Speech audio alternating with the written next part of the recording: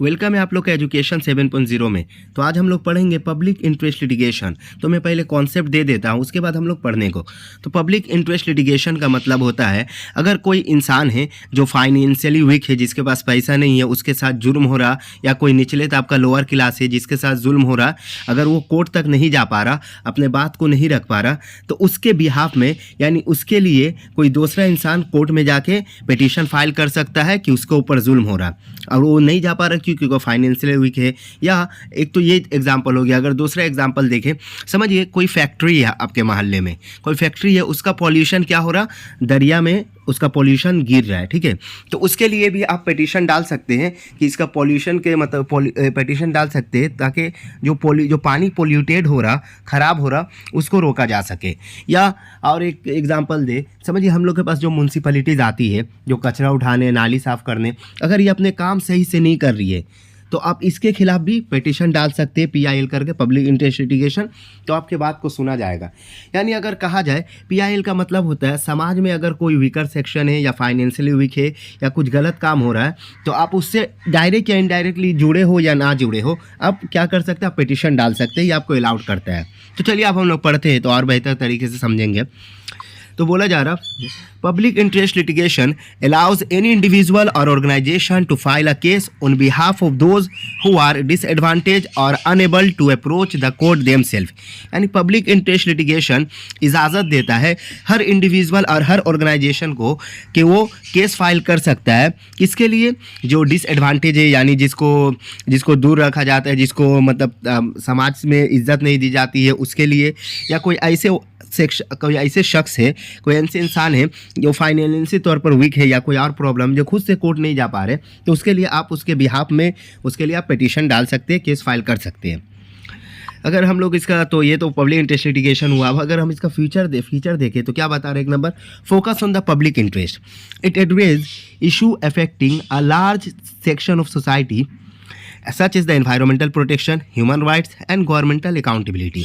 अगर देखा जाए तो ये क्या कौन कौन से इश्यूज़ पर बात कर सकते हैं, पब्लिक इंटरेस्ट लिटिगेशन PIL कर सकते हैं। समझिए, अगर कोई ऐसा काम हो रहा है जिससे समाज के बहुत सारे लोगों पर असर हो रहा है, ऐसे इन्वायरमेंट को लेकर के, इन्वायरमेंट पॉल्यूटेड हो रहा, धुआं अगर कोई फैक्ट्री से निकल रहा है, उसको लेकर आप PIL डाल सकते हैं कि क्यों वो पॉल्यूटेड कर रहा है, मतलब धुआं को बंद कराने के लिए। ह्यूमन राइट्स, यानी किसी को और के ऊपर जुल्म हो रहा, तो आप देख रहे हैं तो आपका कोई लगता नहीं, लेकिन आप उसके लेकर PIL डाल सकते हैं। या गवर्नमेंट का कोई बोले नहीं, जैसे म्यूनसिपैलिटीज़ आए, वो अपना कचरा या नाला साफ़ करना सही से काम नहीं कर रहा, तो उसके अकाउंटेबिलिटी दिखाने के लिए, उसका काम क्या, उसकी जिम्मेदारी को बताने के लिए आप PIL डाल सकते हैं कोर्ट में।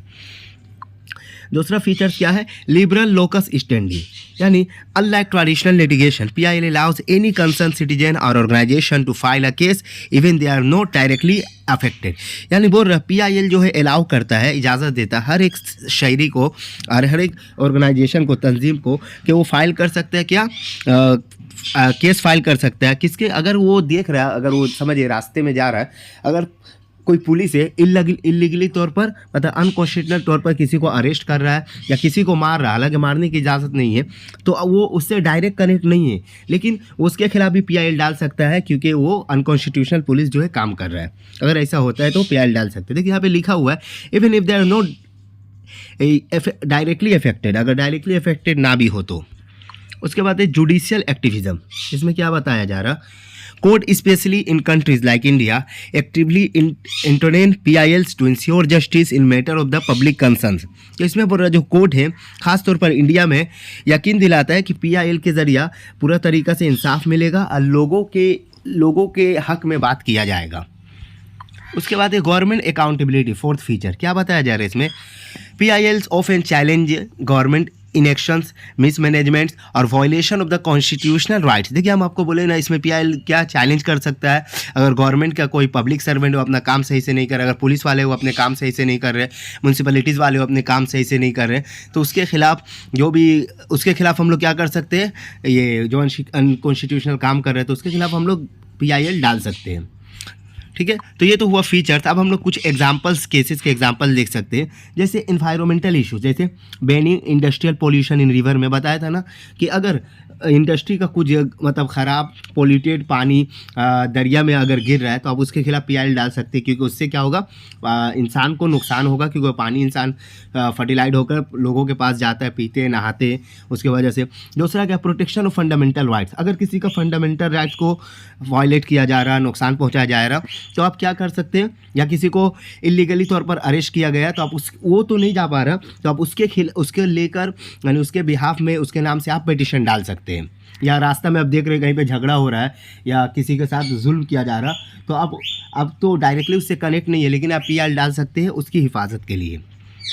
तो मैं उम्मीद करता हूँ आपको ये वीडियो अच्छा लगा होगा और पीआईएल पब्लिक इंटरेस्ट लिटिगेशन का पूरा कॉन्सेप्ट समझ में आया होगा। और वीडियो आपको अच्छा लगा तो लाइक एंड सब्सक्राइब ज़रूर करें। Thank you.